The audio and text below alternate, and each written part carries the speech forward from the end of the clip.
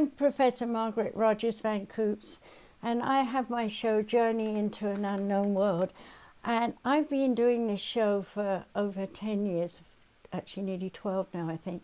And over the years, I've done a lot of half-hour shows, and then as I've got into the modern times recently, been doing 1- and 2-hour talks as well.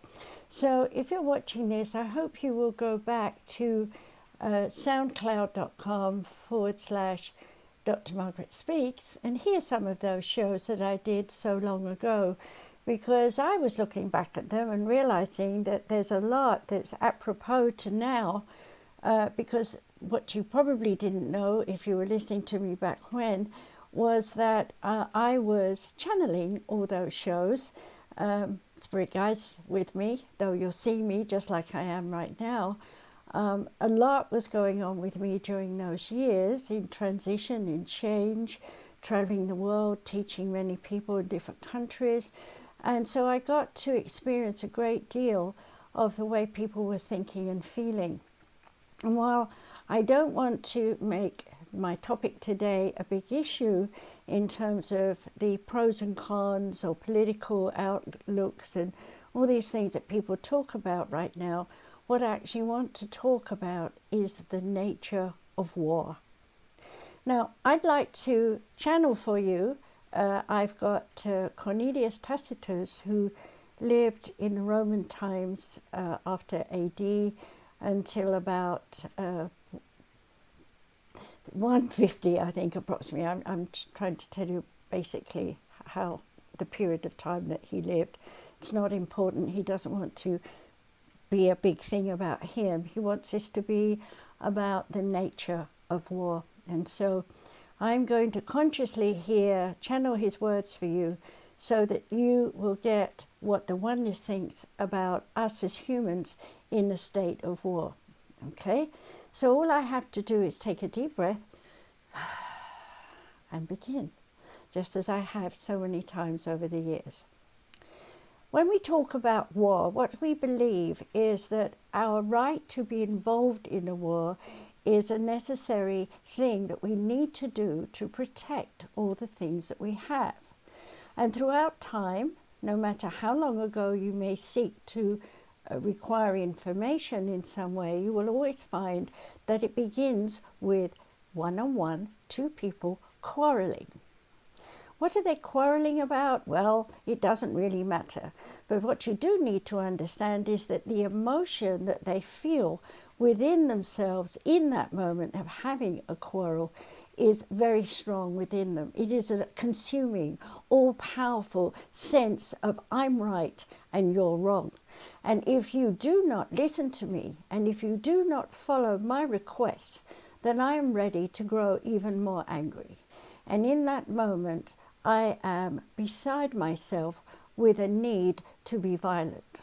Though I may not want to be violent, it may well be that when I am violent, I lose control of my original ideas. I'm focused only on the possession of whatever it is I want. And in that moment, I find myself lost in a combat that goes on and on until I'm exhausted. And when I'm exhausted, I am in the frame of surrender. And when I am in the frame of surrender, I am then completely and utterly exhausted. Now, you might say, well, I haven't been to war. I haven't witnessed war. But what I say to you is that every day of your life, you are at war with yourself. So let us talk about war in terms of I want. No matter what it is, whether it's just a candy and you're a tiny child, or whether it's you want to obtain a house, or you want to buy a big business and be a big tycoon, whatever it is, in some way, in some measure, you have been driven to want to own something. Why have you been driven to own something? Because someone who is a model to you in a small child sense is saying, if you want something, you have to reach out to get it. And if no one is going to help you get it, then you better stand on your own 2 feet and make a noise and let everybody know what you want, and then hopefully draw supporters to you. And in the process of getting your supporters, they will have some input that might embellish your original idea and allow you to expand the need that you originally had. And in this way, your original idea of owning, conquering, and controlling something or some person has become a different focus. It becomes more. And let's say that you really like the ideas of your new, in quotes, friend who seems to be advising you on how to get all that you want. Then the next step is to bring supporters in who will support the pair of you. Well, the next thing you know is those new people come in and they too have their own ideas about what it is they think that should be done in order to join with you and make your announcement of your original idea more concrete. But the problem is your original idea is no longer concrete because it's been changed. It's been changed by the energy of other people coming in and saying, we can expand this consciousness. Why go for a little when you can have a lot more? Why not think about not just owning the few things you want, such as a company, but rather think worldwide? Now, of course, if we go back in time, a long, long time ago, then we have tribal consciousness. And if you think about tribal consciousness, it was always about survival. The people would congregate together. They would have their rules according to whatever style that they are living in. And in that moment, they begin to make rules. And the rules are there to protect the entire group, whoever that might be, from anybody else that might want to join them and change their group to become something else. So when you amalgamate two tribes and you bring them together, there in the early years was only one motivation: find a woman and have more babies. And two, if you have more babies, make sure you have more animals. So take other people's animals, and now you're a rich person, measured by how many things you own. Now, of course, if you're really doing well and you have a lot of supporters around you who are going to protect your original idea of controlling the tribe, then they become your martial artists, as it were. They're the warriors, and they stand around watching the people who are moaning and groaning about their rules and regulations they have to follow, and there is an uprising. And in that sense, the uprising originally was about one leader who was willing to come forward and challenge the original leader, and if necessary, fight them, and if necessary, kill them and take over the leadership. And of course, as soon as that happens, this new leader now has their ideas, which they integrate with the original ideas, which causes the original tribe to now adapt to this new leader. And in that sense, once they are all, shall we say, manipulated by circumstances in the days of the time to behave or be isolated from the tribe. Now, if you think about ancient man being isolated, alone, surviving in the wilderness, they might do very well if there's only one or two, such as a family living in the hills, living off the natural flora and fauna and killing the odd animal for a meal. So they're left alone and they can be very happy. Farmers are rather like that and have been like that throughout the ages. And so what happens is they get quite rich. They've got all the food they need and they're very much enjoying their life as a happy family, when along comes someone who says, oh, just what I want. I haven't got any food and I haven't got any land. I want it. So they come into the environment, they befriend the farmer and so on, and the family trusts them.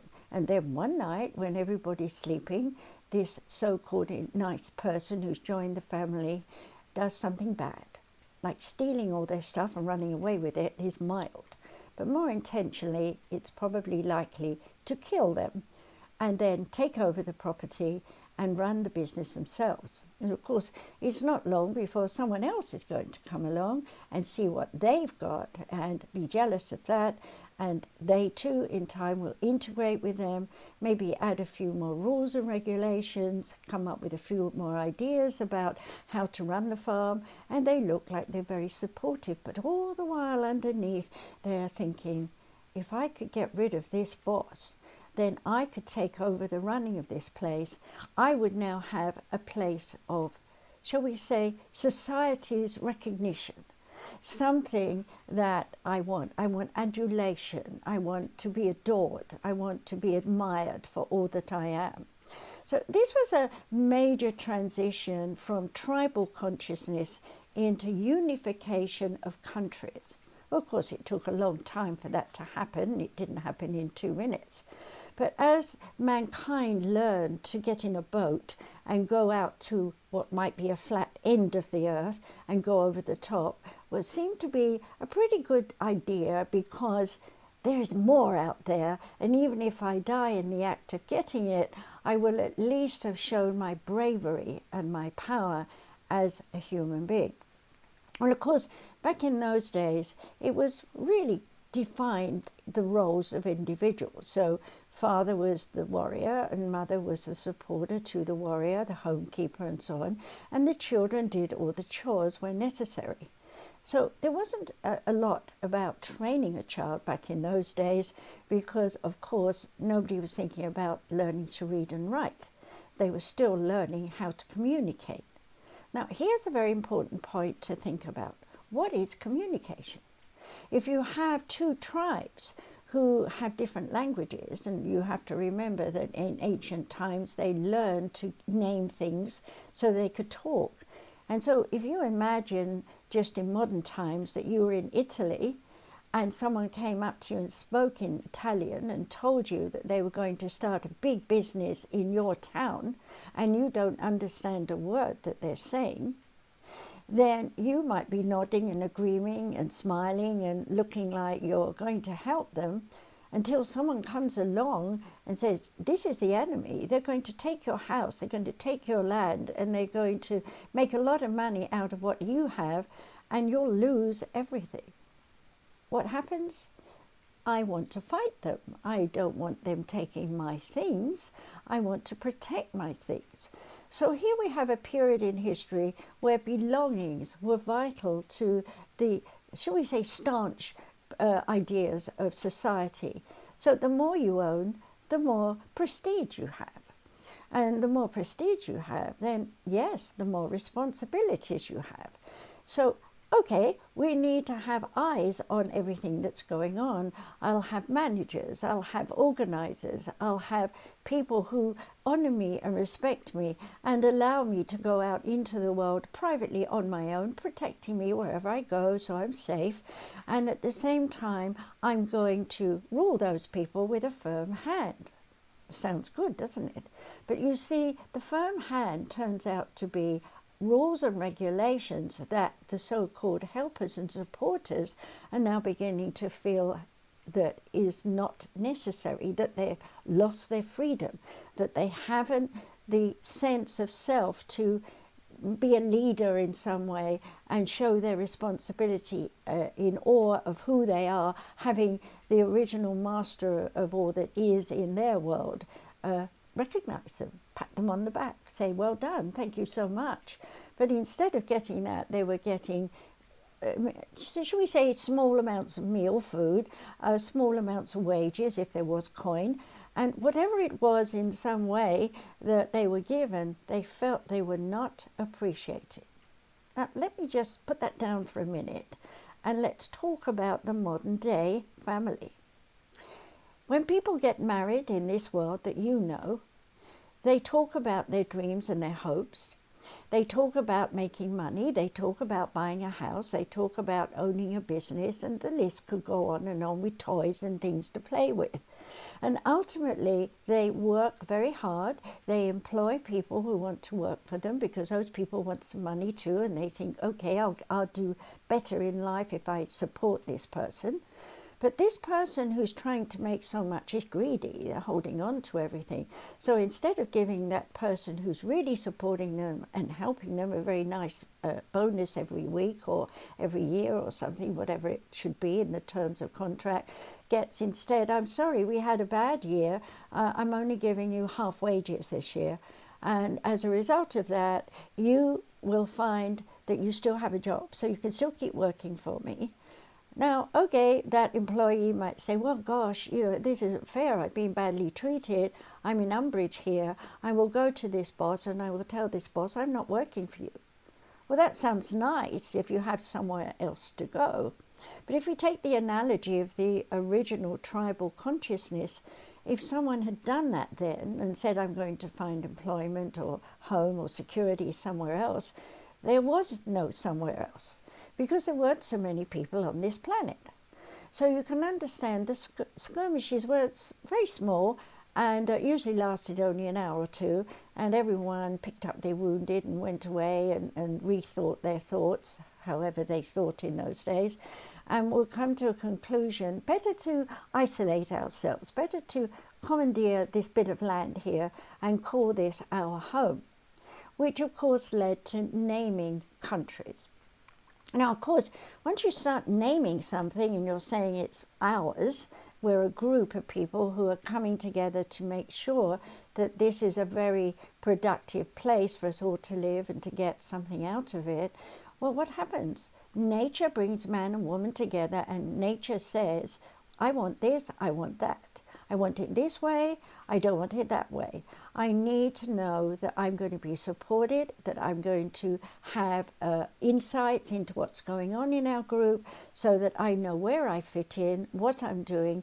And of course, if I don't agree, there should be a council so I can come and sit at the council table and acknowledge the peers that I have and tell them what I think should be done.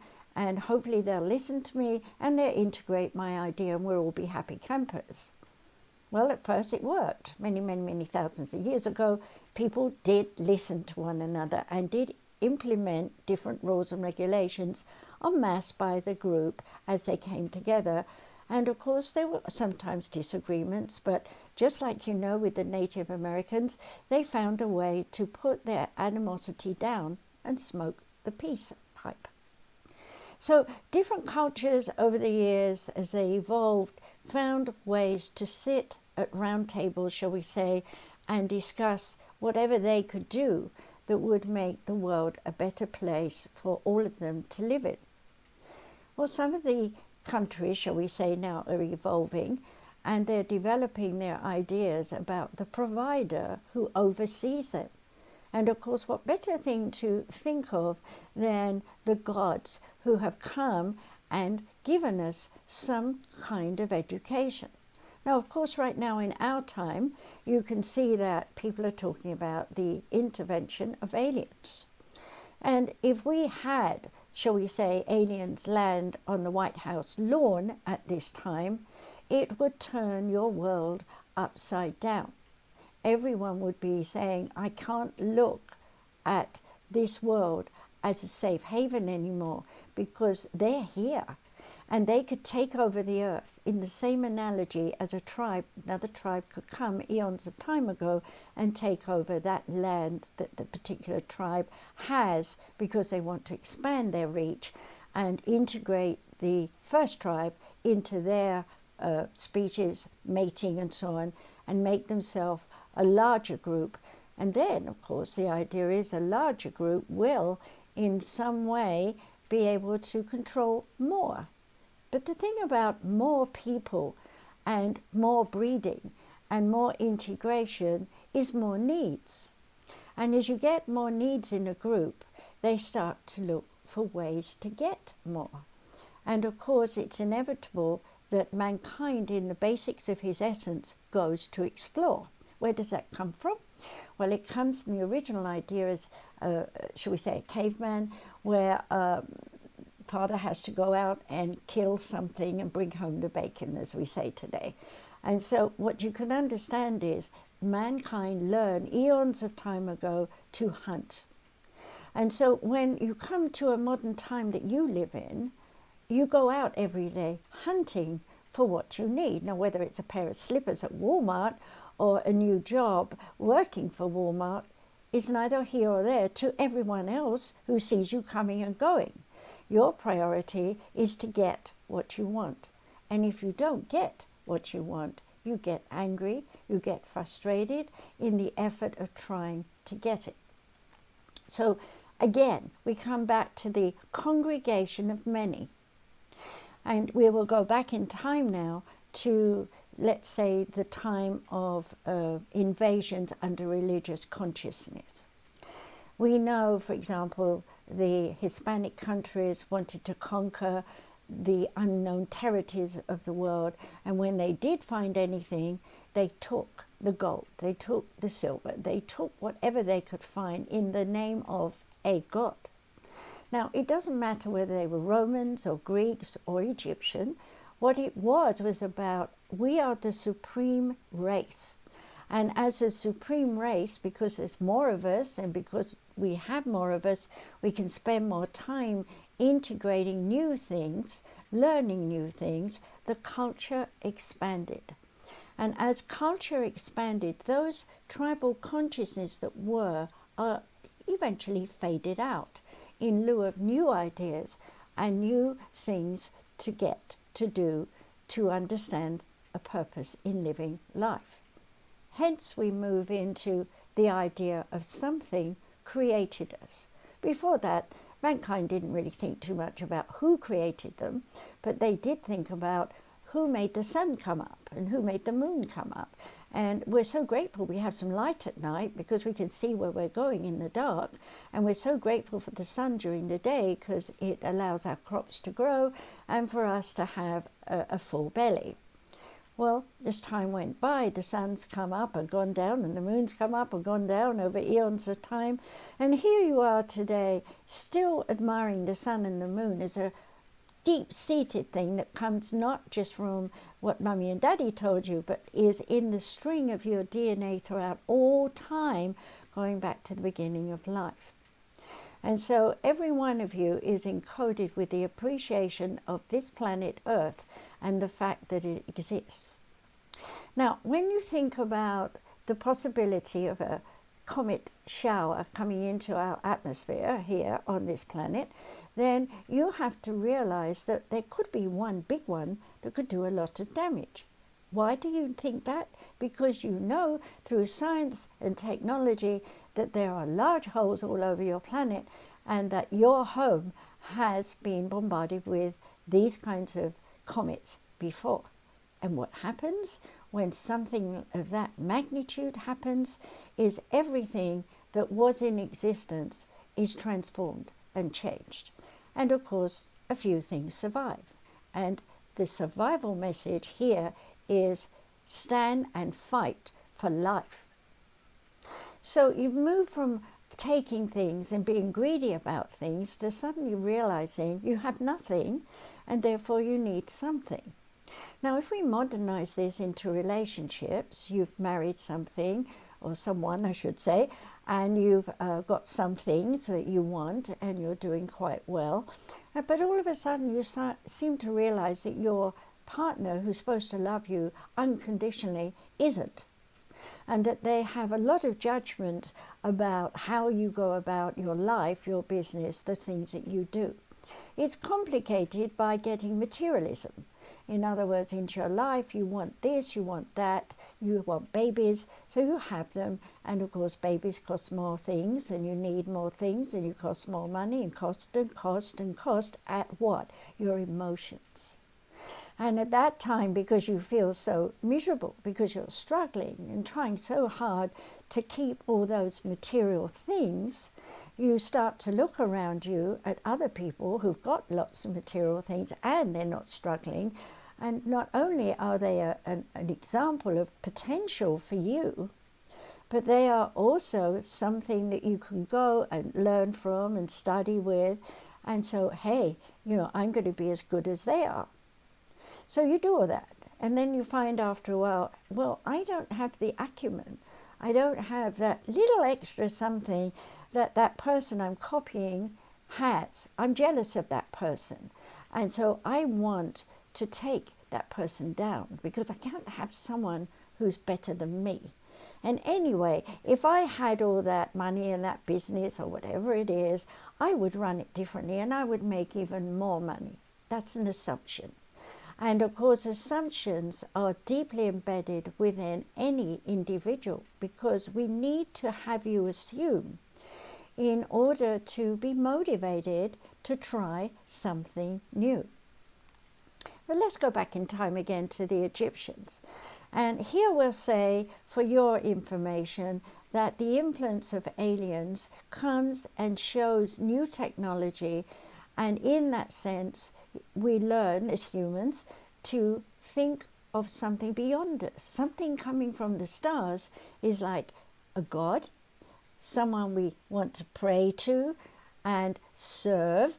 And okay, they give us education, we get to know more things, they give us responsibility, we like it, and then one day they say, okay, you've passed the exam as it were, we've taught you everything, we're leaving, and you're here to run your own life. But there's one difference. The species that left had technology. The species that left had done things entirely in a different way. And the people who slaved to serve them know what they did, but they don't know how they did it. And so it's not long before all the efforts of whatever was done and left with mankind to work with, that there becomes disillusionment, frustration. We can't keep up the same standards.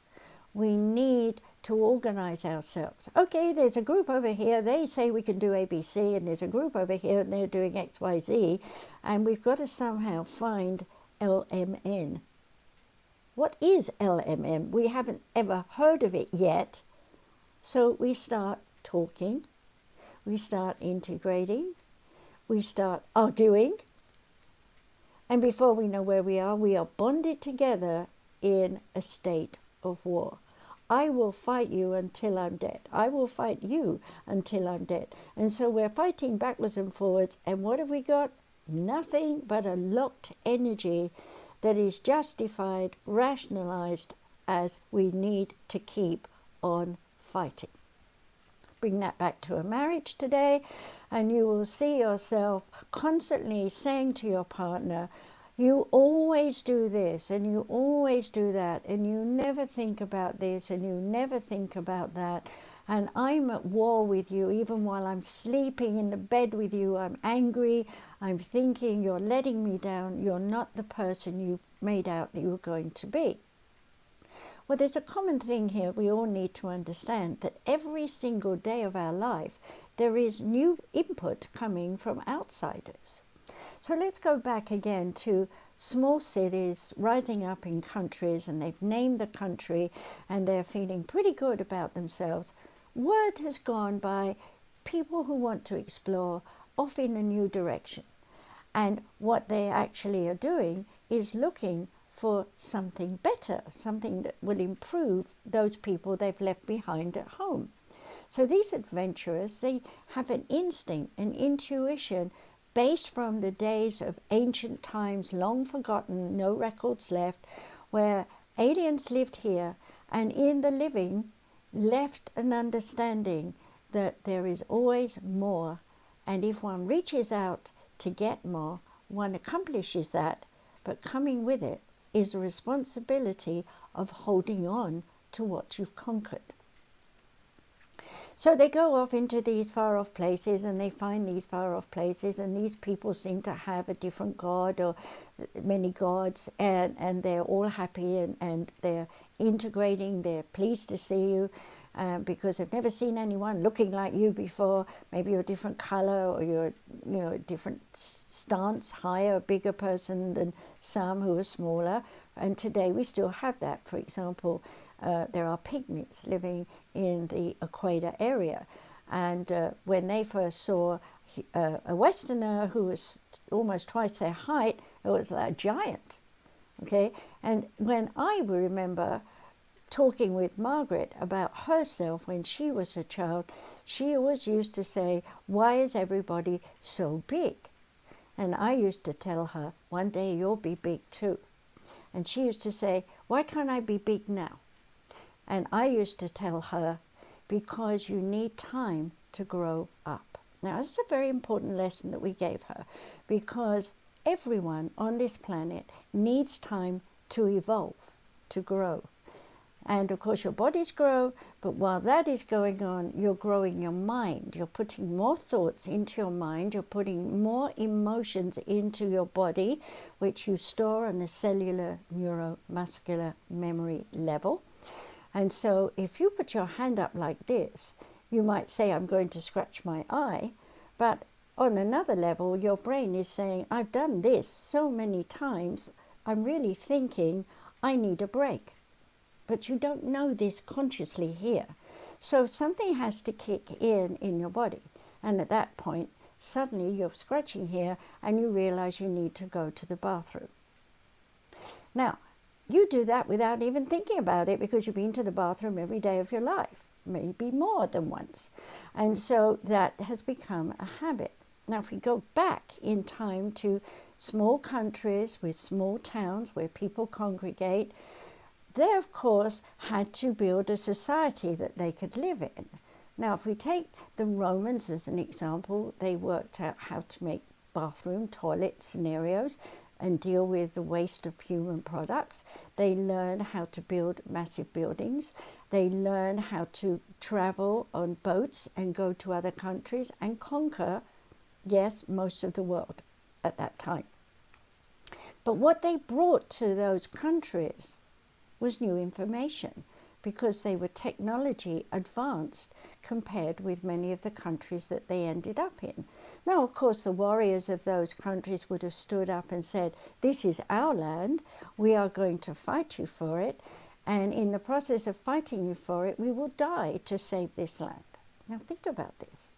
When you fight to save a land, many, many die. They don't live to see the future of their country. They don't know whether it's being absorbed, for example, by the Romans, or whether it's been actually their own tribe that's won the day and driven off those who've invaded them. And as a result of the contact with these more refined people who've got more knowledge, have absorbed that knowledge and are now taking that knowledge into their consciousness and then building a better, shall we say, hometown with fortification. Okay, and of course fortification back in those days was big walls, lots of bricks and lots of wood and things of the time. Okay, and sentinels, people who were once again watching out, looking out for trouble. Now, why would one be looking out for trouble? Because history has taught mankind that when you get something you really like and want, there is someone else who's going to come up behind you and take it away from you. So in order to keep what you want, you have to be armed. You have to be ready for an attack. So people went out and they found someone who was a forged person with lots of metal and said, make me a sword so that I can fight and protect myself and my family, and I will fight to the death to do that. So it's got to be the best sword that you can find. Now, if we flip over to Japan for a moment, we have to understand that there were great swordsmaking. And when you think about the way they lived their lives back in the ancient times, there was one rule. If you dishonor your family or anyone you're working for, you will commit harakiri, which means you kill yourself because of the shame that you have broken the rules. And people did it willingly. And people also fought for change in that country and knew that if they failed in getting change, in conquering the leaders, the mandarins or whoever it was, the principalities of whatever was going on, they would then fight those people to the death. Now, of course, Japan is an island today and very independent, but it wasn't. Once upon a time, the Asian people were all traveling, coming and going, and here we can see a very important mixture of cultures, intermarriage, and we can also see in many ways that cultures mixed philosophy, belief in God's spiritual master teachers and so on and so forth. So what do we see here that was going on in Greece and Rome and the Far East and so on? What you saw was an awakening of a sense of I'm not the be-all and end-all of my town or the people I'm tied to in a family relationship or work or whatever it is. There's something greater than me that gave me life. And into that consciousness came the psychic, the person who would say, I had a dream, and that dream was ABC, and as a result of that dream, I'm telling you, it's a prophecy, and as a result of that, please believe me, I'm your priest, I'm your guru, I'm your something, having a name, and I'm here, and please respect me because I have nothing to gain beyond telling you what I see psychically. If we fast forward this back to now in your time, you have many, many psychics. You're not oracles anymore. You're not, as the Greeks saw them, you're not a soothsayer as the Romans saw them. You are simply someone who's spiritually aware and who has the ability to connect to spirit guides. Well, back in those days, they didn't know we existed as spirit guides. We were the ascended ones, the masters, the people who had created Earth and all that you live on. And so as such, we are angels, archangels, or whatever you want to call us. And we don't mind because we're not gaining or losing anything, but what we are doing is sharing. And so the one thing that the oneness has always given to mankind from the day one when they were tribal was support. And that support was providing what is needed for mankind to survive.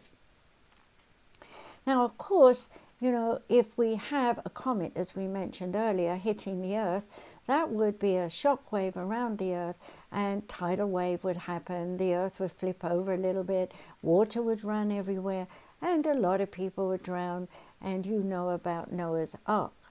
But that's just one story. Do you really think in the billions of years that this planet has existed, with humans and aliens on it, that there was never a flood before? Think about this. The Earth breathes. It needs to breathe. It relies on the sun, as we said, and the moon. And in its exchange with those energies, it vibrates, resonates, reverberates.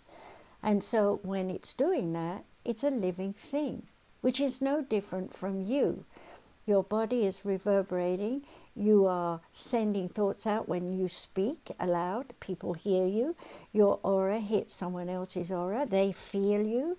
And when they feel you, they either feel you as good or bad. And in the process of doing that, you make a bonding or an enemy. Well, when you're in a marriage and you've come to a point where you've argued so much and you're at war with one another, today you can say, I'm getting a divorce and I'm going to go on my own way and I'm going to do whatever I can. But it comes at a price, loss of family, loss of a child maybe, loss of property, and so on.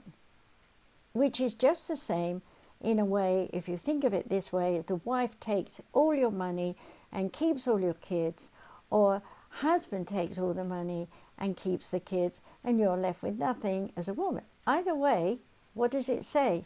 Stand on your own 2 feet and find your footing and start afresh.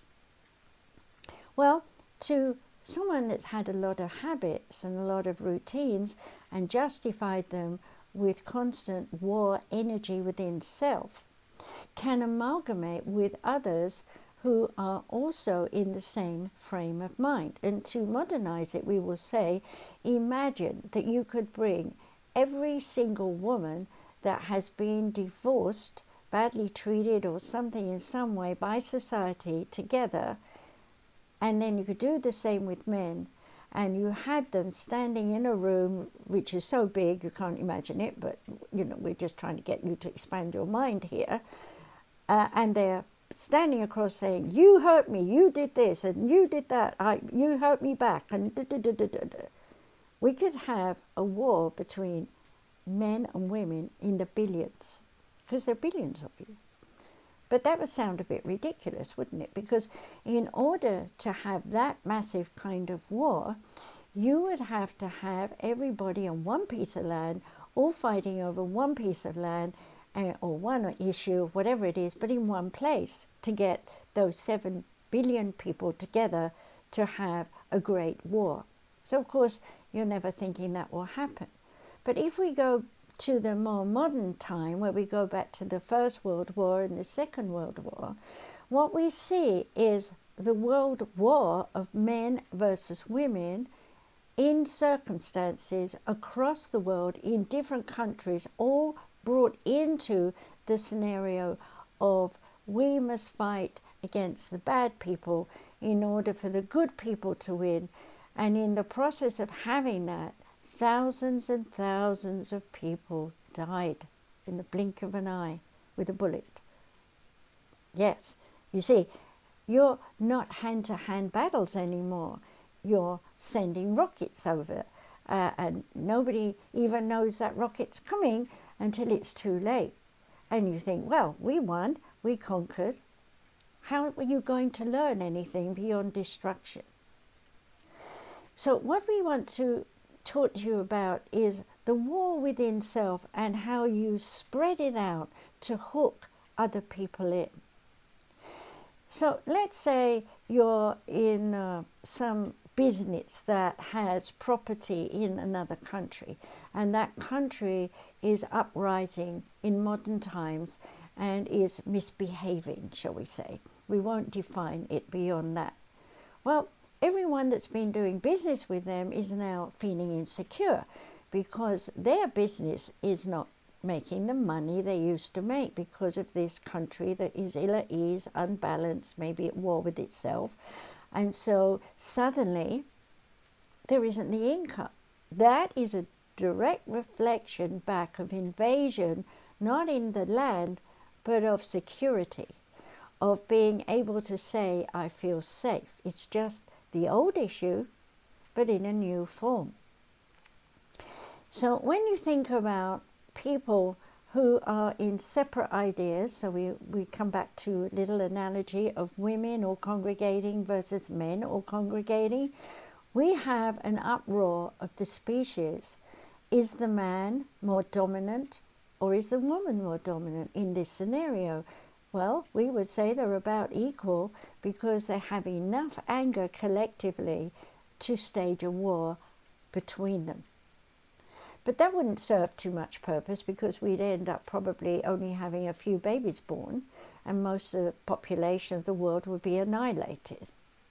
So you have to understand that the skirmishes as we see them, which you might say, how can you say that when so much trauma has happened? But we say it's a skirmish in that the time period that you are thinking of in your life is but a blink in the eye of universal consciousness. But we as beings of awareness and creators know the entire creative force of all that is. And so we know that you're in a temporary set-up of battling self, well, battling over issues, getting materialism and other things that you think you want. Well, the Aquarian Age, we've talked about that through Dr. Margaret on another time, and it's there if you want to go find it. But for now, we want you to understand you're in the Aquarian Age.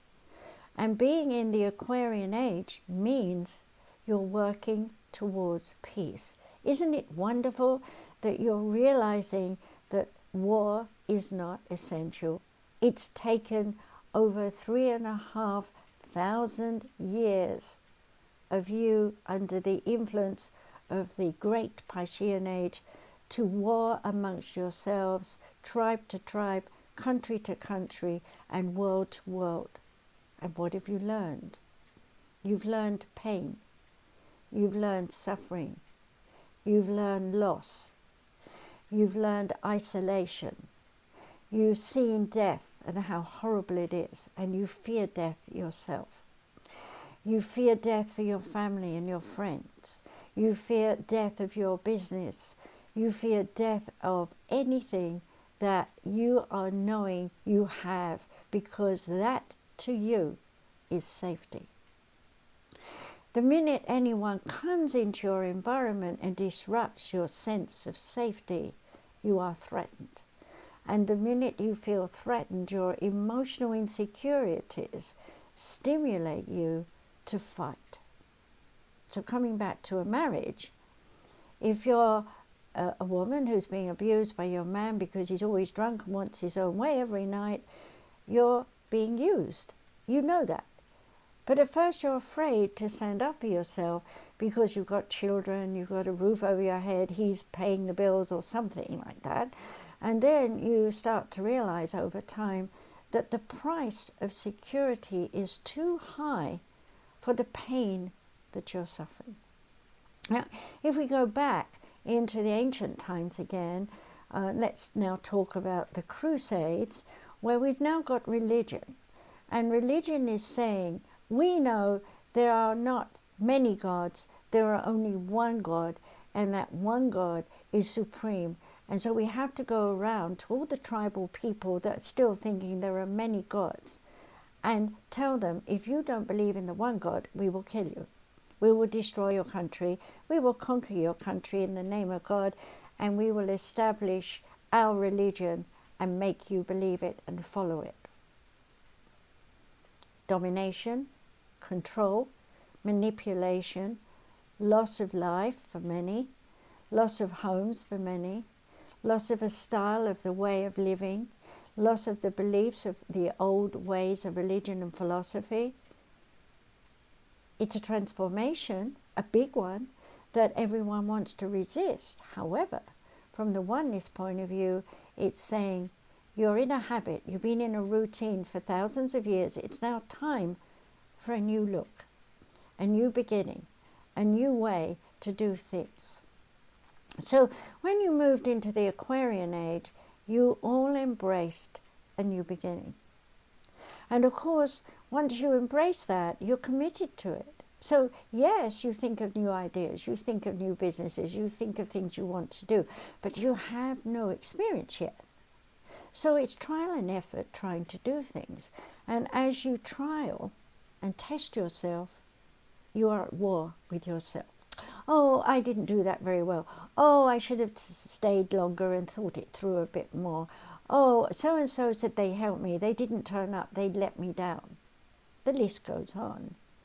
And of course, what you're doing is you're fighting with your conscious mind in assumptions that I mentioned earlier, that you're going to be successful, only to find that you have been your own enemy in trusting the wrong people, and that the scenarios that you've gotten into so far have fallen down around your ankles, not taking you into glory and hallelujah with the happiness of God.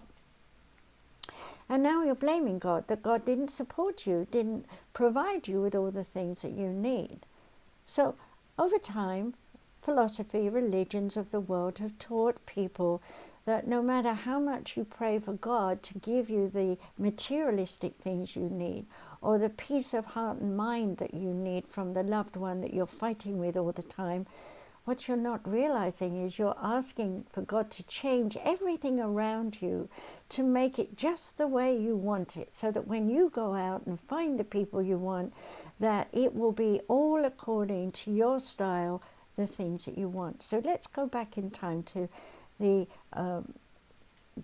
ways of the Templars, who were trained to priests to go and fight for the rights of God to the heathens and tell them they have to put down their swords, stop fighting and worship God. Well, of course, those people are saying, what are you doing in my land? This is my land, it's always been my land, my father owned it before me and so on. And we don't want you here, and we don't want your religion because we've already got our own religion. And what happens? Defense. Hear that word. Defend my right to believe in myself, my family, my country, and all that I have. Which sounds good when everybody in that one country is bonded together to defend their country. But what if that country was already unbalanced? What if that country had had a lot of umbrage from borders? Yes. So we go back to those times, the 1200s and this sort of period, and we see border fighting. You know, England would be a good example, in that we want to explain that even today, Scotland has always wanted to be independent. The reason it became part of England was because the king went and conquered that land. Now, any part of any country, I'm sorry, we have to clear her throat because that's her history. Good. Now I'll continue. When you think about any country, it's always had invaders. It's always conquered islands around its country. It's always gone over borders into other countries. And so the species has been integrated. Now, if you think about integration of the species, you think a change of picture. Sorry, everybody. I know why I'm coughing, because he's working on me. Because throughout my life, I've been speaking about peace. And here I'm speaking about wars and all the things I've witnessed. So this is me talking. And you can probably tell the difference because I asked him to let me go. So at least I could cough it out. This is also a lesson for all of you, that when you're angry and frustrated or hurting and crying, cough it out. Clear the throat chakra. All right, I'm starting to feel better, so I'll go back to Cornelius. Good. So now that we've got that out of the way, we wish you to understand that whether you're in the ancient times, living a life there, fighting for a belief in religion, or whether you're actually fighting just to keep your home, whatever your reason was, it's in a defense mode, as we said earlier, just to pick up the pieces there. And being in the defense mode means you have to justify that you believe that your thoughts are right, and that you must adhere by any which way you can to make your point clear that what you believe is your right to believe it, and no one else has the right to invade your space and tell you you can't believe what you want to believe. Let's bring that back to a marriage again and say, when two people are constantly arguing, saying, I believe you're not doing your job, and the other saying it back in a mirror image, then what we see is war going on.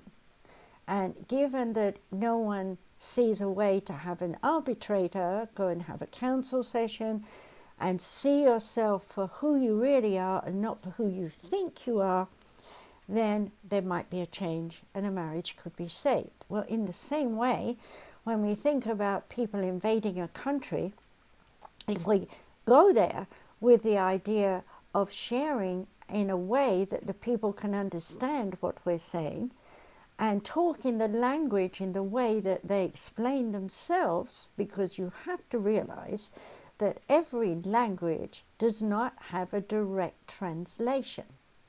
So, for example, I will give you one here. Let's say the Japanese will say, shop up the road is a good place. I go there to buy bread. In America, we would say, I go to the bread shop and I love it. It's not the same. It has a different connotation, has a different way of saying. We get the point that we have a shop where we can buy bread, but the expression of it is entirely different. So when we have war going on and people are trying to say, look, I'm not trying to fight you, I want to find a peace here, I want to listen to what you're saying, it is very important to have an interpreter, a go-between, someone who can rock that seesaw to a point of balance where both sides are equal and are listening. Now, you may say, well, an interpreter is the answer. But is the interpreter interpreting the language in the connotations of the person they're listening to, rather than just the direct point of translating whatever each one is saying, which could be cold-blooded and have no emotion in it? Because the interpreter is not allowed to take sides. They're an ombudsman, a person between 2 points. And when you're in the middle, you have to please both at the same time. So, in interpretation of language, there is often a misinterpretation, no matter how good the person is in interpreting. And added to that, the people who are listening to the conversation that they're speaking about, having their language interpreted, is also thinking more about the next sentence while the interpreter is talking, explaining what they've just said. And so they're moved on, their thought is moved on, the person is still hearing what they've just said and processing that, so their timing can be out. And this, again, causes misagreements. And so when we look at a husband and wife who, even with an ombudsman, a counselor, is helping them, they're rocking backwards and forwards. I don't get it. Why are you saying that? Oh, well, I want to ask more questions about this.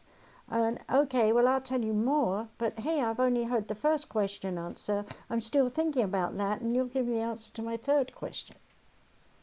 A lot can be mixed up. So when you talk about coming to a round table, in the example of King Arthur, where you've got people who all sit together, and in modern days today, your Senate, where people all sit around and discuss, and when you have NATO or something coming together, you have all these people from all different countries with all different backgrounds, with all different languages, all listening to interpreters who are up in some box somewhere where they can hear whatever someone's speaking in any different language. And there's these interpreters thinking as fast as they can, simultaneously interpreting French, Italian, German, Dutch, and the list goes on. How can you possibly know that every single person in that meeting has taken the information and truly understood it and emotionally thought about it and bonded with it? Or are they still in their mind thinking and coming up with, I don't agree, I don't want to even try and hear that, I don't even want to try and see if that could work because I'm fixed in my mind? Which is no different from the Templars picking up their sword, giving their vow to God to go to the heathens and conquer them and make them Christians. And no matter how many times the people say, well, I'm already talking to Allah, let's make it that, for example, and so this is my religion, and they're saying, no, we don't acknowledge Allah, no matter how much you tell me it's your God and it's supreme, because it's not the same name. We have the word God, you have Allah. This can't be the same. It's got to be some other deity, and we're putting that down. And coming back to modern times, that's like husband saying to a wife, I really want to buy a new car because this one's had it, and I want to buy an Audi. And the wife's on the other side saying, that's so impractical. I've already got it in my mind because I've got the kids in the car and this and that. I need a hatchback with 5 seats. I don't want a fast, low car. Conflict immediately. Why? Practical allocations to their minds describe what the vision is that they perceive that they want. So when you've got warring factors coming together and they're trying to make sense of why they're at war, what you find is disassociation of parts that they don't want to hear. Now, if you talk about NATO trying to be the peacemakers of the world, coming together with different religions, philosophies, backgrounds, classes, upper class, lower class, it doesn't matter today, but people climbed up to be in better positions, to be able to speak for the common person. Whereas only 200 years ago, the commoner couldn't speak out. There was no organization for them to speak out. And if they did, they were just fired from their jobs. But now we have unions. And so you can go to a union member and complain, and you can set up a meeting and speak your speaks about whatever it is the company you work for, and the people can listen and hear you and agree. But when it comes to what action do we take, you find controversy. Some want a more peaceful life and don't want to rock the boat. Some want to make a loud noise and disrupt the company altogether, so close them down so that they're not making any money, and then they're going to give us more money or more attention or whatever it is. And that happened in the 50s and 60s. So we could see in the Piscean Age for you that this was a transition for we the people to rise up and speak their words and be acknowledged by they, the leaders, who were now realizing that they were being threatened. Their position of authority was being threatened. So, okay, we have to have more people. And so America really was the backbone of society, of a model of we the people. And it was a very good one. But we the people, in the beginning, they didn't agree. You had a big war. And ultimately, even when the war was won, many died. Many homes were ransacked, blown to bits and pieces with rifles and guns, and the people of color and Orientals and everybody who was here as foreigners were abused, misused by the so-called, in quotes, true Americans. But who are the true Americans? They're certainly not us. We're people who came and invaded this country and conquered it. The true Americans are the natives. And what did we do to them? We annihilated their tribes. We told them they're only natives. They're living funny ways. They don't fit into our society. Try and stop them. But the power of the Americans, the true Americans, the Native Americans, they never lost the wisdom of the ages. They have the records in their storytelling of the ancient aliens. They have the records of the ancient tribes. They have all of this passed down in storytelling. You go to Africa, it's the same. The natives there pass their stories down. What are you doing today, passing down the stories of your period in history? We say to you, you are so at war with yourself, your neighbors, and the whole world, that you have no time to think about the history that you are creating. So, what does war do for you? It destroys what was, and it makes an opportunity to create what will be. The overlap between conquering, owning, losing, surrendering, and then allowing self to receive new information is a process of time. And it could be a blink of an eye for you in a marriage scenario, or it could take hundreds of years. And in the case of the Piscean Age, we have seen hundreds of years of war. Now you might say, well, Pisces is supposed to be the light and the brightness of all that is. Well, that's a perception that you have in this time. But we in the Ascended Ones do not see Pisces that way at all. We see the fish coming and going. Where are you going and where have you been? I'm passing like ships in the night. The fish aren't touching one another. So I see you, I hear you, but I don't integrate with you. So what you see now is separation. War creates separation. It causes each one of us to sit down and cry in misery. I've lost this person, I've lost that person. And in some way I'm isolated. I'm all alone now. I don't feel I can go on. I need something else. Okay, here's Mrs. Bloggins up the road. She's been through the same thing and she's lost her loved one and she's in the same boat. Let's bond together. Let's talk about it. Let's complain. Let's go to the authorities and ask them to do something about the situation. Well, of course, one goes to the authority with a new idea, but here's the set in motion, stuck in a rut authority. It's a war. It's saying, we the people have this rule. And this rule says at this time, whether it's political or religious or whatever it is in some way, that we the people say no. Now, I am going to take something that you all have a great deal of thought about, and that is abortion. I want you to understand that abortion is not killing a child nor a spirit, because in reality the spirit of a baby is not entered until the end of the first trimester, when the baby quickens. Prior to that, it is the mother that hosts the baby in growing its body. It's her life force, her spirit, that nurtures and keeps it alive. Just the same as a tree will grow its leaves, and one day the leaves will fall off, but the tree still stands. In the same way, one day the children will fall away, they'll go away, or they'll pass on, or something happens, live in another country, but mother goes on.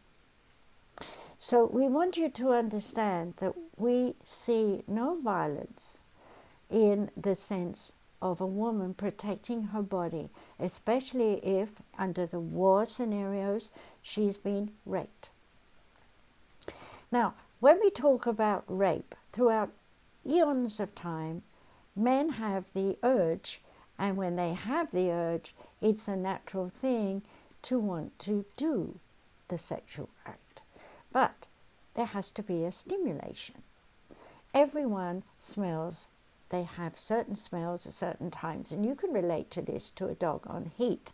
As soon as she's ready, all the male dogs are around.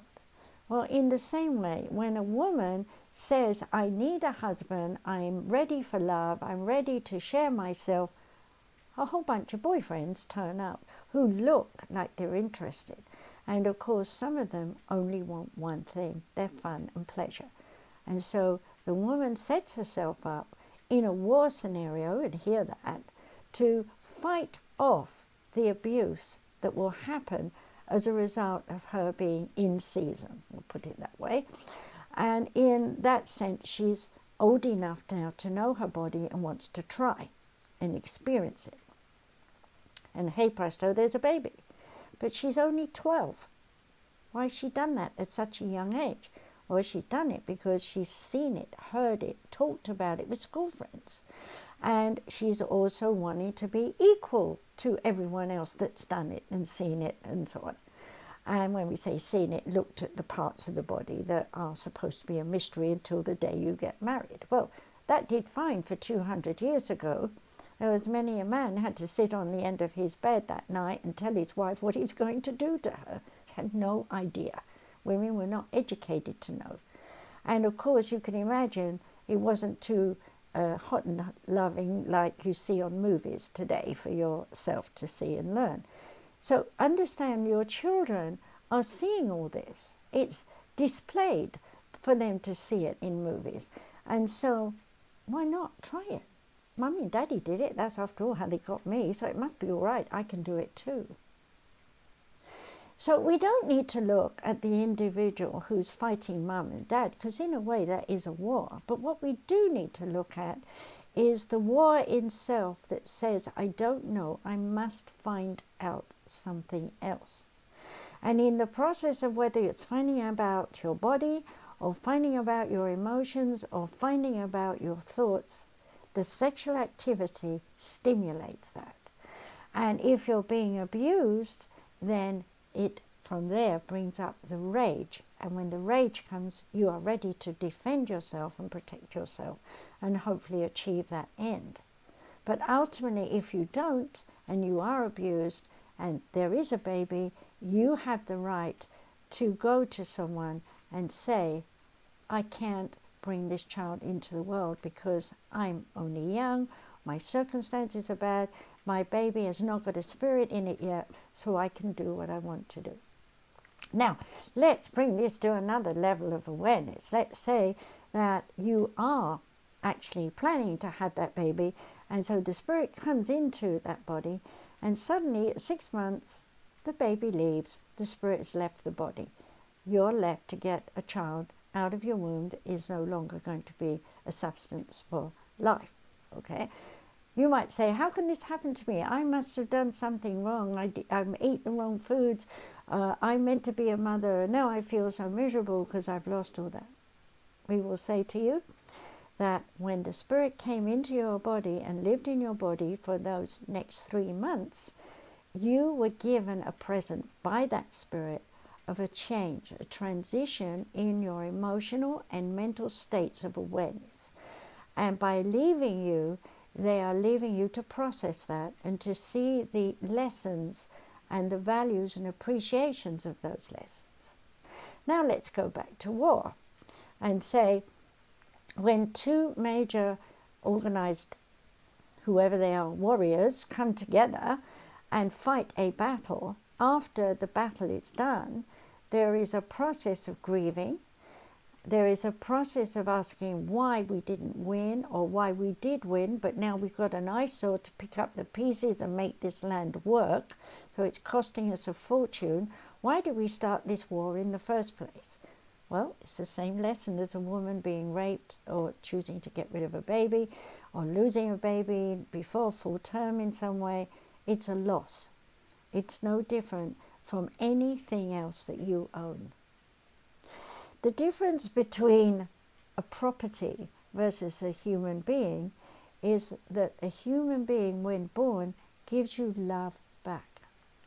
But what you don't realize is that if that baby is gone from your body, in other words, the Spirit has not wanted to be born, but just to give you help and open you up to a change in yourself, then at that point, it's up to you to take the present they've given you and work with it, knowing that in the future, when you are absorbed in the terms of the lesson they've given you, understanding in other words, and you've grown more as a result of it, that when the time is right, a new spirit will come and will come into your body when you are in the end of the first trimester, and you will birth that child, and you will be full of joy. Because of the first one, where you lost it, you now appreciate the fact that a child is in your arms and you're holding it.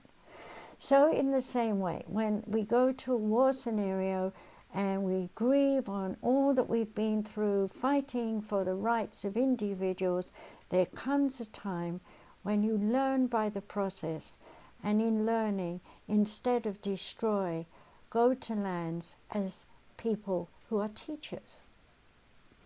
So let's say you go over to India 500 years ago, and you find they're all Buddhists and so on, and you're a Catholic.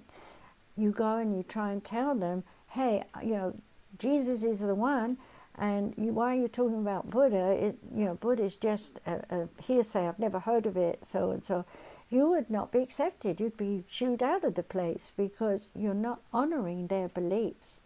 But if you went into their environment in those days and said, tell me about Siddhartha Buddha and all the other Buddhas, and tell me about everything that you've got the records of the aliens who were here and so on, then you would learn a great deal about their culture, and in the process, whatever you've learned about them would awaken you in such a way that you would then know how to share your understanding of Christianity.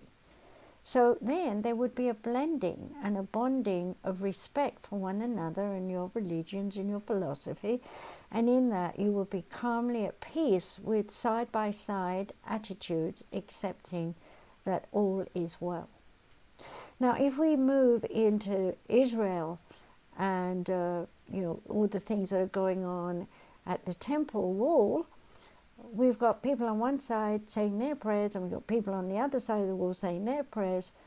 What would it be like if you built a new synagogue and temple side by side that are one building with a wall in the middle, okay? But they're all doing their own religion on either side, and all of that religion and philosophy is going to the supreme energy of the oneness.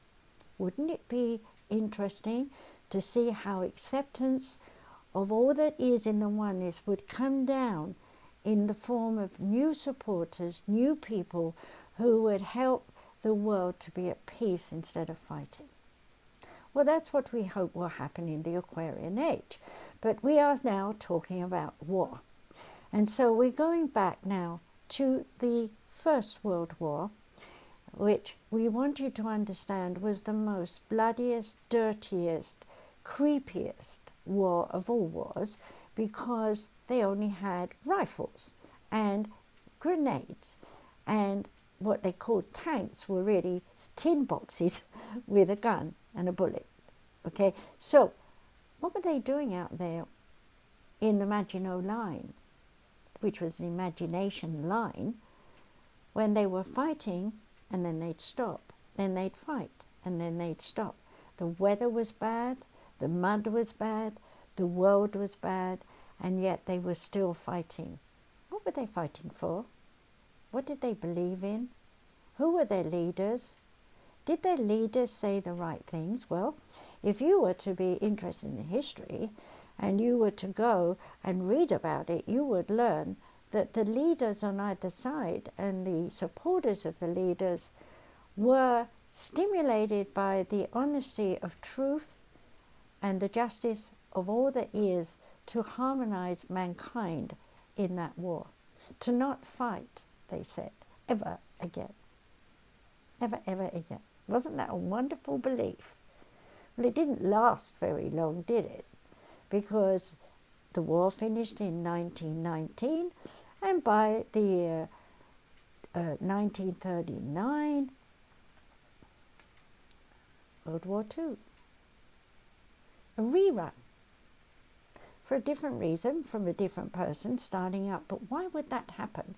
Why would Hitler, or why would the Japanese commander under the name of the emperor go to war with the Americans? Why was Europe in war? Well, everybody needed to understand that war is destructive, that the loss of loved ones brought human nature into understanding and appreciating that their husband has died or their wife has died in a bombing raid or whatever it is in some way, to appreciate the presence of a person in their life who has had influences on them in a variety of ways, not to fight with them, but to understand them and see another point of view in a person they love. Because when you love someone, you listen. And even if you don't agree with them, you make allowances because you love them.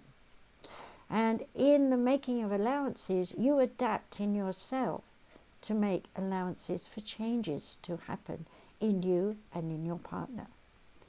And we call that commiseration. You tell one another, it's there, it's okay, love is stronger, I know you do this, I know you want that, maybe someday we can do this and that, but for now, let's use love to bond together and focus on a new direction, something that both of us can build towards and feel good about. And we need to do it with joy and with pleasure, not pain and suffering.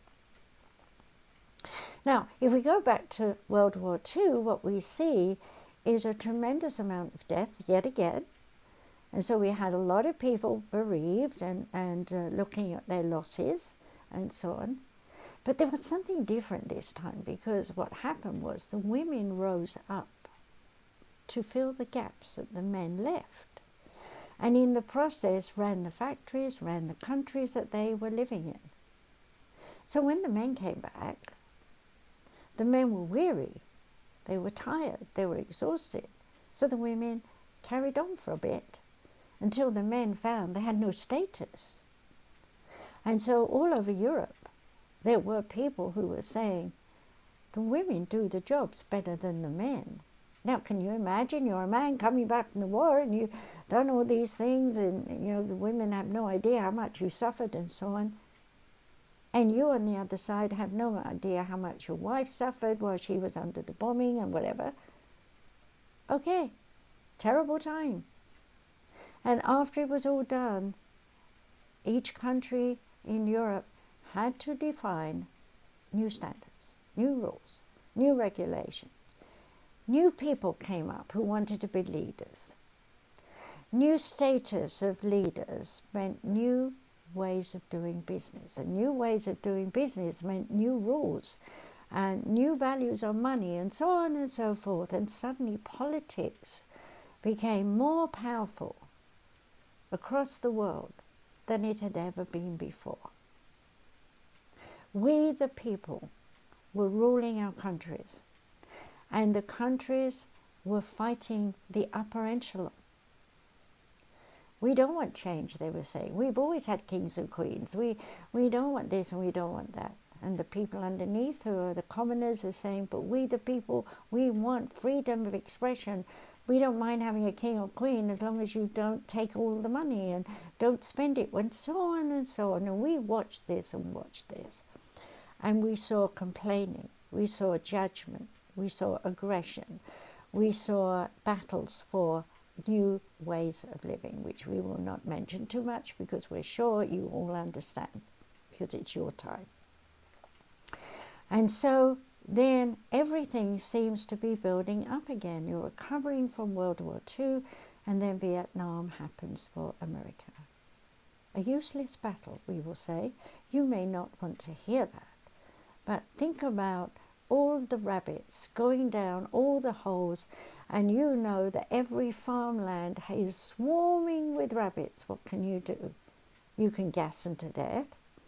You can't go tunneling down those holes because you just don't know where the rabbits are. And hey, can you breathe down those holes? Well, where do you think the Japanese got that idea of hiding in holes on islands? From the rabbits, of course. So, you see, humans are still animalistic. And the nature of being an animal is to hide and then jump on your prey and win the day by having whatever it is you want. Well, for a nation like Japan, it was powerful, control the world. At the same time, you've got Germany, who was doing the same thing. So we had two leaders causing a war. Now we're looking at Vietnam and we're saying we've only got one nation that we're fighting, but you're fighting in circumstances that you're not used to.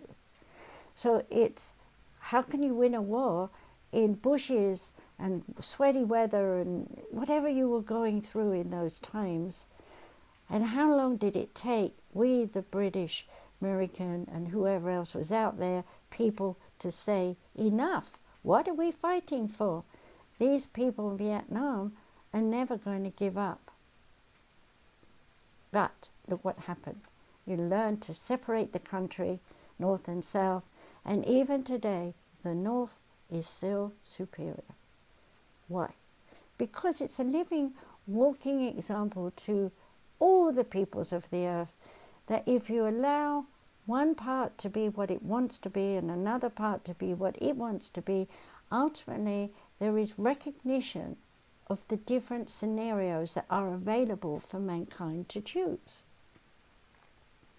Now, choice, too many, is difficult, because what if I make the wrong choice, and what if I end up with misery and pain and suffering? Well, Vietnam showed you that. You learned pain and misery and suffering. And you said you would never want that again. Well, you know what happened next. You all invaded Iraq, Iran, and all these different places. Wars galore again. And this was the final battle of mankind in the Piscean Age, to see the foolishness of trying to have supreme people who believe they know what they're doing, to make a rule and follow it on behalf of we the people, when we the people have no idea what they are doing. That is like saying that you are praying to us in the heavens to come down and sort out your mess, when you have no idea what we, the angels, are thinking and feeling and doing on your behalf to protect you or bring you a lesson or help you to understand a little bit more about yourself and the value of human life. Now that you're moving into the Aquarian Age, you hope there will be no wars. You've withdrawn from Afghanistan, and as you know, they are fighting themselves. Well, that is the nature of the tribal consciousness. There it is, again, for you to see. This is our land. We have various people over here who think this way. We have various people over there that think this way. They have the right to have their own battle. When a force outside of itself comes in to be a peacemaker with more battle equipment, how can there be peace?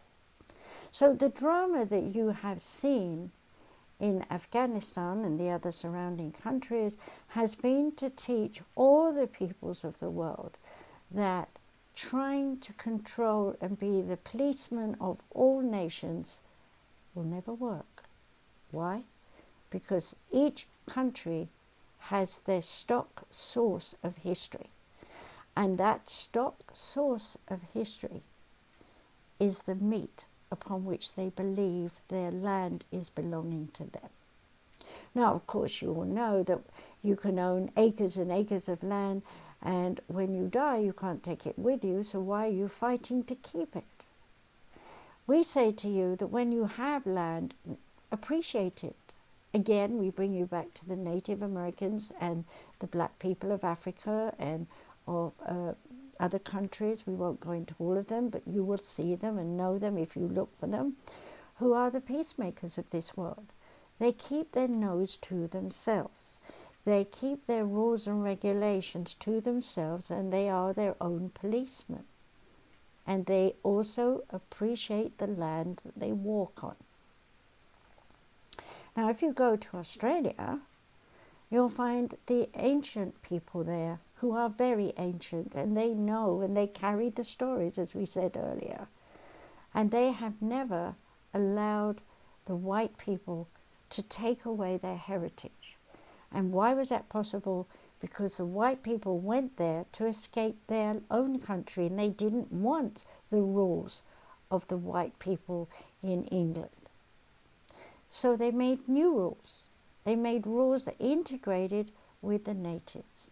And it's one of the few countries, including a few other islands we won't go into now, that exist on their own.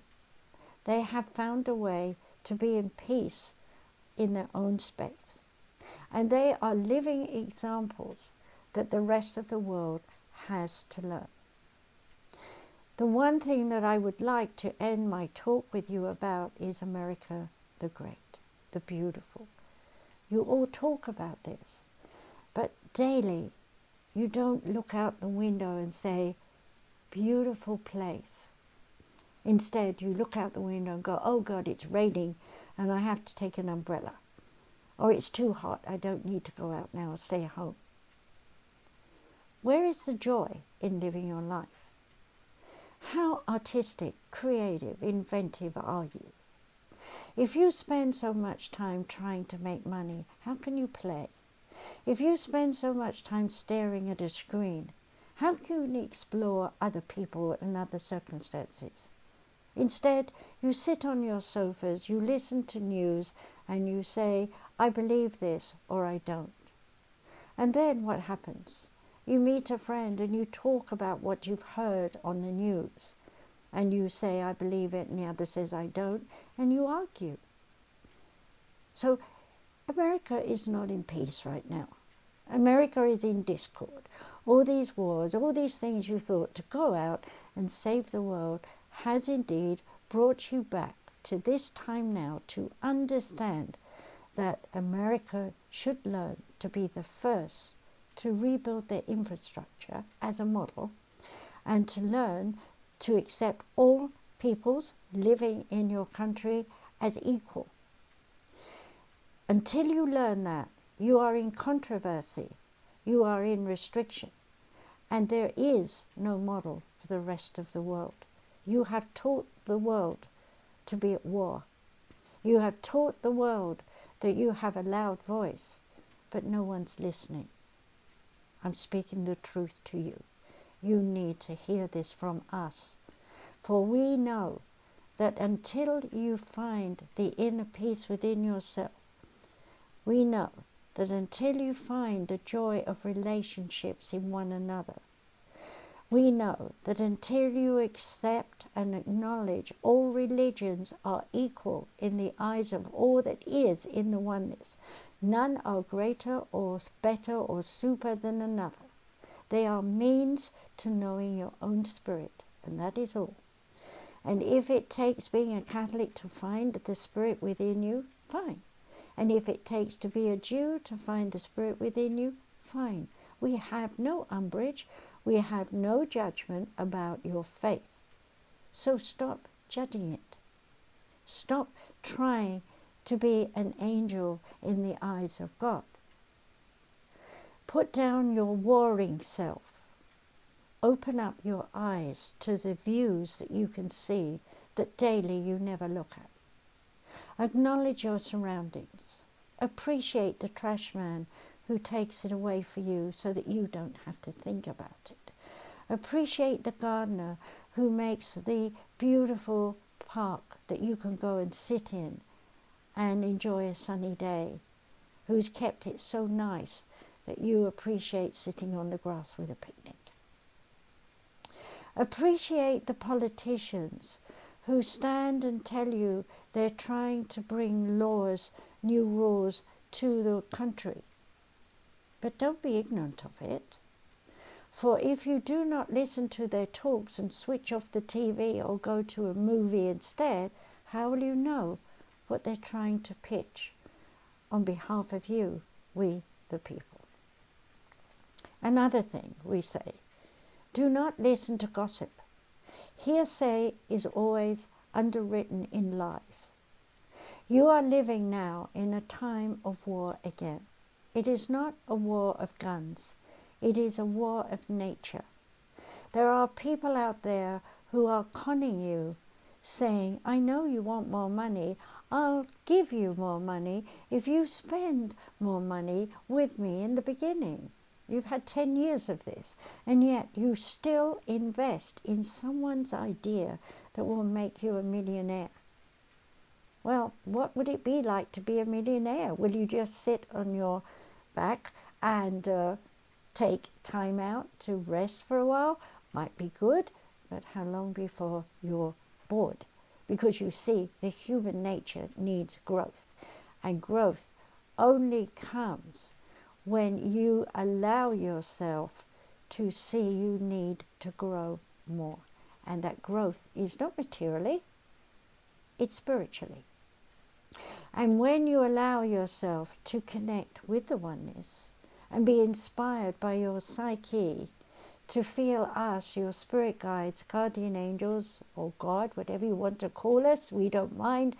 We are there for you to give you inspiration. We are not there to save you from yourself. You must do that. Nor are we here to stop you going to war. Only you can do that. So, now that you're in the Aquarian Age, it is time to embrace the newness of life. Born into your world now are ascended masters, spiritual teachers, leaders. They will grow, and they will become ones who will bring new ways to the world. It is the time of change. So do not hold on to what was. Do not reminisce about what was and what you've lost. Instead, embrace the new. Not by greed to own it because it's technical, but by love of the earth. To go out, as it were, and give back to the earth. Plant a tree. Help an old lady cross a road. Find someone who needs your talent and skills and give it gladly and freely. There will always be a return. You have a saying, pay it forward. We say, give it, not pay it, give it. Pay suggests you're earning it. We say, give it forward. Your joy, your pleasure, your love of life is like a virus. it is infectious. When many people are happy and together, a party happens. And when a party happens, everyone has some kind of goal to share. And they're listening because they're happy. So, don't think about who's right or who's wrong without finding out the facts. Stop listening to hearsay. If you can't be bothered to find out the truth, then find someone who has been bothered and ask them to tell you. And weigh the facts accordingly in yourself. Do not war with it. If you cannot tolerate something that someone's done, do not war within yourself about it, musing over and over on it until such time as your mind and your heart cannot agree. You feel lost and isolated and then want to attack someone because they are not doing what you want. They are not making your world the joyful place you want it. Well, if you're not contributing, if you're not giving in some way yourself, why should someone give to you? If you want to be at peace, you must follow the 5 laws that God has given you. And those laws are, do not invade the space of another when they are not ready to receive you. You're invading them if you do. So don't argue with someone when they're saying, I can't talk now. Walk away, muse on what you have, and wait for a time that's convivial for both of you to sit and discuss the issue. The second law is to be aware that each is responsible for all that one does. You are not responsible for how someone reacts to you or responds to you. That is their job, to be full of awareness in how they respond and react to you. So if they get angry, they're invading your space, you have the right to walk away. And if they scream and yell at you, they call you names when you walk away, that's their job, to understand what a fool they look like while you're talking proud and walking away, free of it, not worrying about it, not musing on it, because you know they're insecure and unstable. So you don't have to play the game. Walk away. The third law is to love all, no matter who they are, in unconditional love, without judgment. Now, you've been taught to judge everything. You know, you go to school and someone says, did you do your homework? Yes. How did you do? Oh, I was lousy. So-and-so was better than me. They got an A, I got a C. Hey, not everybody can be an A, nor everyone be a C. There must be a variety, and you could be different. You could be a Z if you wanted to. And that would be someone like Tesla, who's thought about everything and come up with new ideas, okay? And so every so often, someone from the oneness is born into this world with new ideas. And this is going to happen in the Aquarian Age. So don't stop the children from having their new ideas, because they're birthing a lot right now. And we wish you to understand that. This is very important. So don't put them down when they say they don't want to study math, but they want to play a violin, because maybe you're looking at the future virtuoso that is going to change the world with their music that they compose. Not everyone is going to be, say, a Puccini. Everyone here is always trying in some way to be a copycat of someone in the past. So when we say you want to be following a great musical leader and be the same as them, it's not to copy them, but to aspire in the ways of their music to break forward with your own music. And what you've seen, a tremendous amount of the young ones coming in with new talents now, who are standing and singing, and they're only 5, 10 years old, but they sound like an adult singing. Isn't that wonderful? That they're bringing into embodiment the skills that they've had in past lives and just manifesting them by intuition and instinct. Now, if you curb them now, they'll never have the opportunity to grow and mature and go out into the world and celebrate their skills and talents and be accepted by others. So it's very important to not be at war with your family, to be loving and supportive with them and with your neighbors and the guys on the next town and the next country and so on. So understanding that unity is the main issue that will arise over the next 600 years. Yes, it takes a long time to birth a nation into a new awareness and for the earth to then mix in different ways so that the assimilation of unity forms in a new structure. And once that structure is there, and of course you're all very technically aware, there'll be new things that you can't even think of right now that will be created by these young people who are coming in with new ideas. So support them, love them, honor them, and respect them for all that they bring to you to enrich your life in the future.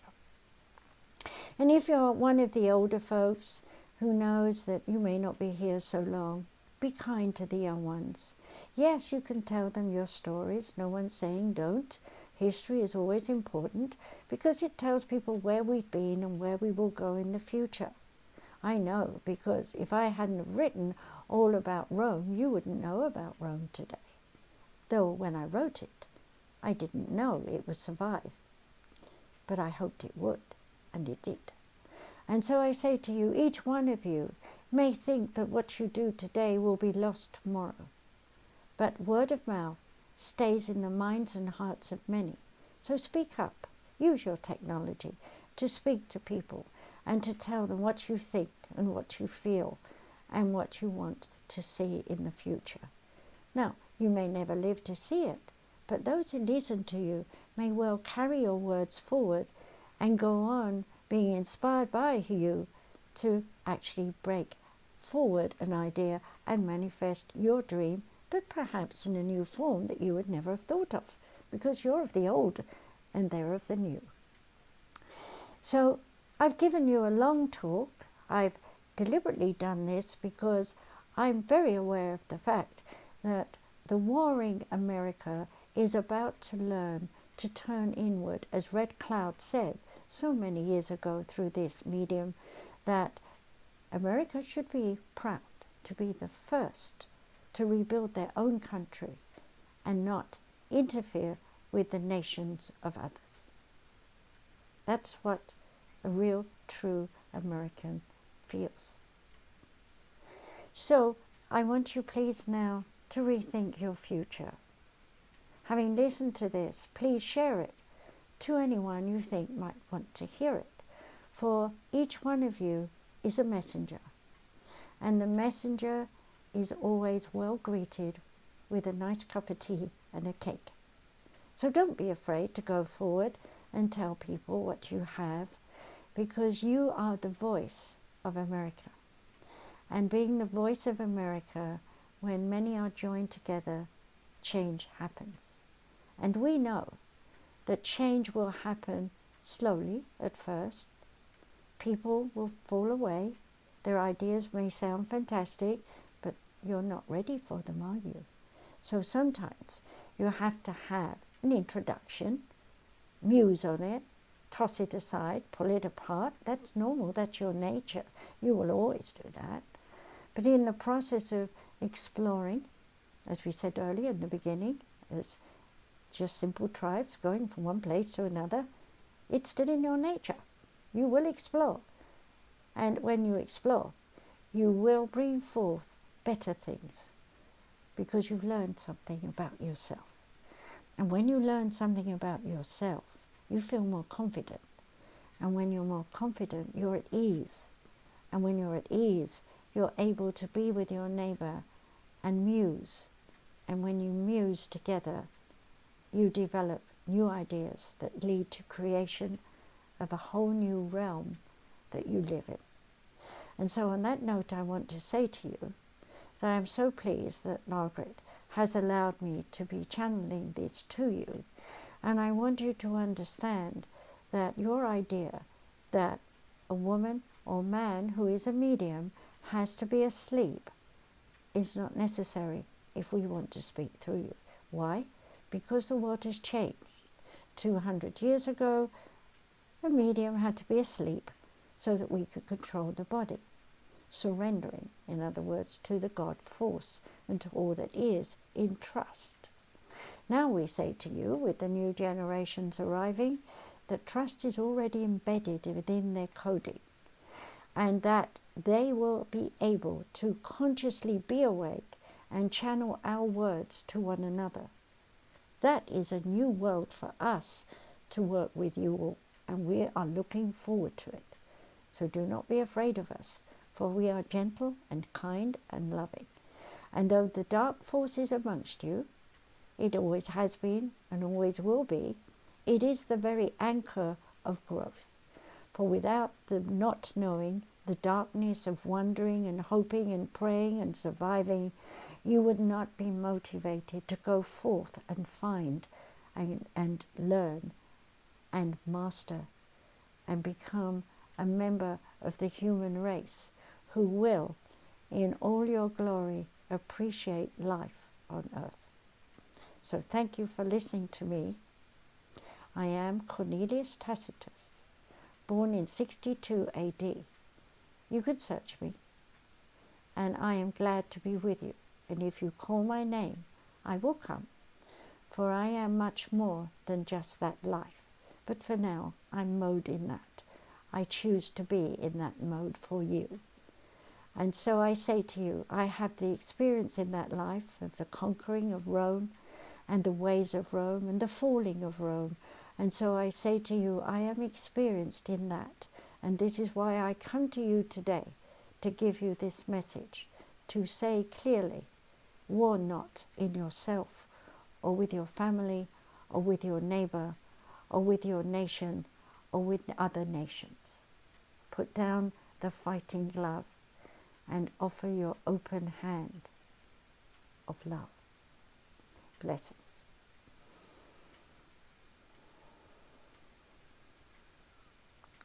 Okay. All right, so I hope you enjoyed that, and as Cornelius said, if you want to share it, he'd appreciate that. He's a very strong character, and I love him dearly. He's been with me a very long time and taught me a great deal. And if he's made this point of wanting to give this channeled message, I can tell you that I know from my experiences with him that he knows that something's going to happen that's going to make us all sit back on our haunches, as it were, and rethink our lives. So don't dread it. Don't expect the worst. Just wait and see whatever it will be, because I have no idea either. All right, so I'm going to stop this now. Thank you so much for listening to me.